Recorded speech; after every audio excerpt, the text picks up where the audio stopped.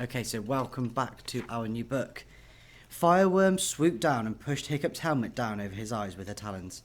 Hiccup took his hands off the rudder in surprise, and at the same moment, Sparrowhawk rammed into the port side of the hopeful Puffin, denting her severely. So sorry, useless, jeered Snotface Snotlout as Sparrowhawk sailed on, completely unhurt. Your pathetic raft is so small we didn't see you. Ha ha ha, guffawed Dog's Breath the Dewbrain. The ramming sent the hopeful Puffin into one of her spins. For a long time she spun round in wobbly circles, like a confused sea urchin. Eventually, Hiccup regained control of the rudder, and Fishlegs picked himself up from the bottom of the boat, moaning slightly. The hopeful Puffin completed her final spin and began moving swiftly forwards. But the fog had come down again.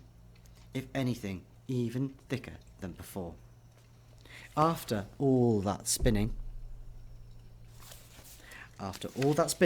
Hiccup had absolutely no idea which direction they were facing. And when the last faint echoes of Snotlout and Dog's Breath's jeering had faded away, they sailed on in spooky silence. "Where is everybody?" asked Fishlegs. "Shh!" scolded Hiccup. "I'm trying to listen." The boys were quiet for 10 long minutes. The only sound to be heard was the lapping of water against the sides of the boat and a brisk wind filling out the sail. They were gliding along at quite a rate now, but where were they going? Hiccup and Fishlegs strained their eyes into the fog and their ears into the silence, desperate to see or hear something, anything at all. But there was nothing. It might have been Hiccup's imagination playing tricks on him, but it seemed to him as if the air suddenly felt just a tiny bit warmer. And when he trailed a finger briefly into the water, it felt just a tiny bit less icy than it should have done.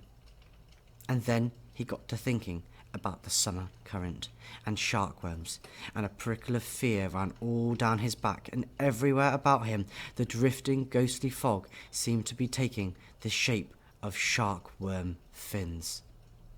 "Just out of interest," asked Fishlegs casually, "how does a sharkworm attack you exactly?" "Well," replied Hiccup, changing direction yet again in the hope of getting back to the safety of the bay, "sharkworms should only attack if you are wounded. Even if you're not in the water, they can smell the blood, and that drives them crazy. And then, because they have legs as well as fishy tail, they can actually climb aboard a ship to get you. That's where they got their nickname of pirate dragons, because although they can survive at least 10 minutes in the air, they generally drag you back into the water to kill you." "Oh, brilliant," said Fishlegs, frantically checking himself all over to see if he had any grazes. "Do you think eczema counts, or does it have to be an actual cut?" "I'm not sure," said Hiccup. "I've never actually met a sharkworm." "Better and better," said Fishlegs. "It's at times like this I am so glad that I was born a Viking and not a Roman."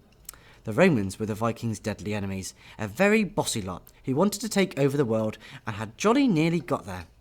Think how boring it would be to be a Roman. All those warm baths and lounging around in togas when you could be out here enjoying the fresh air and the multi-fanged blood-crazy carnivores. "Shh!" said Hiccup, changing direction for the 9th time. "Let's just see whether we can hear anything this time." But again there was silence, and the splash of seawater coming over the side onto Hiccup's ankles felt definitely warm. "I'm hungry," said a deep little voice from Hiccup's chest, and both boys jumped at the sudden sound. The nose of Toothless, Hiccup's disobedient little dragon, poked out of the top of Hiccup's shirt, closely followed by the rest of him. He crawled sleepily up Hiccup's neck to his familiar perch on the top of Hiccup's helmet, where he shook out his wings, had a quick rummage for dragon fleas, and gave an enormous yawn, revealing a very pink forked tongue and the fang-free gums that gave him his name. Even though he was only a commoner, or garden dragon, the most ordinary of the dragon species, Toothless was a beautiful little creature. He was a deep emerald green in colour, fading to shimmering pearl on his tummy like a mackerel, lightly sprinkled with pale brown freckles. Enormous, innocent, grass-green eyes peered out from behind absurdly long eyelashes. Appearances, of course, were deceptive, for dragons are among the most selfish animals on the planet, and Toothless was, in fact, a shark in a baby seal's clothing. "You can help us, actually, Toothless," said Hiccup. "This is important. We need to find ourselves back to the bay.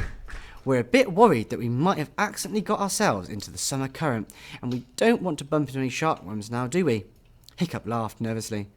"So what you could do is flap around and look for boats so we can get back on the right course." "Ask Horrorcow. Toothless hungry," said Toothless grumpily. He had woken up in a bad mood. Hiccup raised his eyes to the heavens before explaining patiently that Horrorcow was asleep and there was no way she was going to wake up. Horrorcow was Fishleg's dragon, a nice enough beast, but she spent most of her time asleep. She was lying sprawled, full length underneath one of the rowing benches. Fishlegs had put a coat under her head to lift it clear of the water so she didn't drown. Toothless not moving. Toothless was in a big sulk now. No food, no moving. Toothless is on strike. Hiccup, bossy. Do this, do that. Toothless a dragon, not a slave. Work. That's all you make poor Toothless do. "Toothless, you've been asleep since breakfast," protested Hiccup, "and that's the most unfair thing I've ever heard. I wait on you hand and foot. You know I do. I feed you constantly. I tell you jokes. I carry you everywhere." "Toothless has weak wings," said Toothless pathetically. "You woke me up 4 times last night." "Toothless had a nightmare." Toothless opened his big green eyes even wider.